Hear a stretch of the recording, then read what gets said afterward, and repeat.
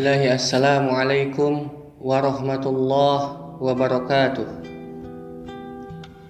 Alhamdulillah, alhamdulillahi rabbil alamin. Wassalatu wassalamu ala asrafil anbiya'i wal mursalin wa ala alihi wa sahbihi ajma'in, amma ba'd. Pertama-tama, marilah kita panjatkan puji dan syukur kita kehadirat Allah Subhanahu wa taala yang telah senantiasa memberikan kita nikmat, di antaranya nikmat sehat, nikmat Islam, dan nikmat iman.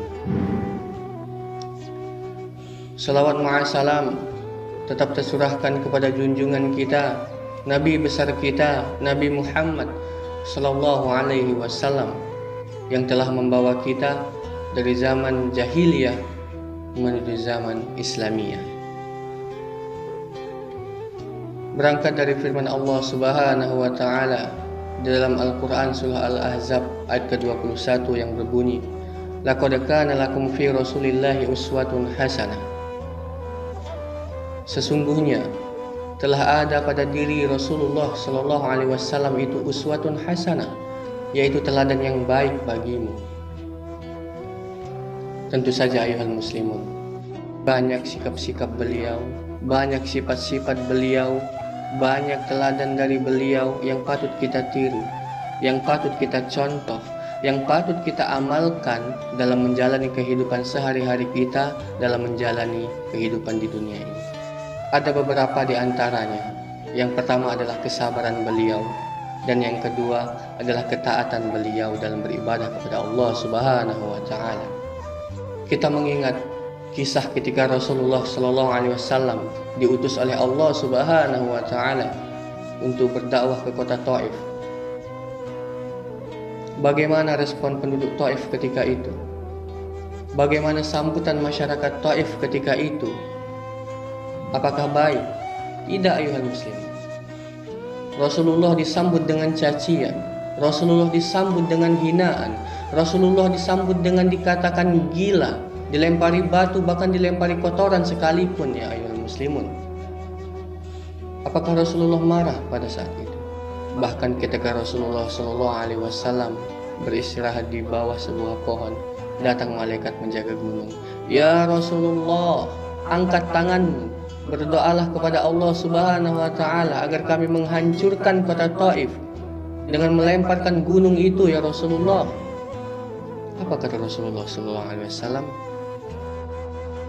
"Aku hanya ingin berdoa kepada Allah Subhanahu wa taala, semoga kelak anak cucu mereka dilahirkan dan mereka taat kepada Allah Subhanahu wa taala dan Rasulullah sallallahu alaihi wasallam."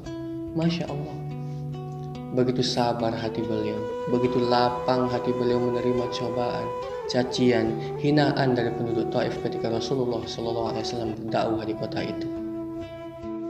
Yang kedua adalah ketaatan beliau dalam beribadah kepada Allah Subhanahu wa taala. Kita telah mengetahui ayuhal muslimun bahwasanya Rasulullah adalah seorang yang paling mulia di hadapan Allah Subhanahu wa taala. Rasulullah telah dijamin oleh Allah Subhanahu wa taala memasuki surganya. Namun beliau tetap senantiasa beribadah kepada Allah, tetap senantiasa sholat, zakat, puasa, dan mengerjakan kebaikan-kebaikan yang diperintahkan oleh Allah Subhanahu wa taala. Sedang kita belum tentu amalan-amalan kita diterima oleh Allah Subhanahu wa taala. Belum tentu juga kita dimasukkan oleh Allah Subhanahu wa taala dalam surganya. Namun kenapa kita senantiasa lupa, kita senantiasa lalai dalam mengerjakan perintah yang diperintahkan oleh Allah Subhanahu wa taala? Kita bermalas-malasan dalam sholat, kita sering enggan untuk mengeluarkan zakat. Coba tanyakan pada diri kita masing-masing, ayuhal muslimun. Semoga kita senantiasa bersabar dalam menghadapi cobaan yang diberikan oleh Allah Subhanahu wa taala kepada kita, dan semoga kita senantiasa beribadah kepada Allah Subhanahu wa taala, terkhususnya di bulan Ramadan yang mungkin sebentar lagi akan meninggalkan kita. Kita tidak tahu Apakah kita akan bertemu dengan bulan Ramadan di tahun depan? Kita tidak tahu umur kita sampai mana. Yang kita tahu adalah setiap yang bernyawa pasti akan mengalami kematian.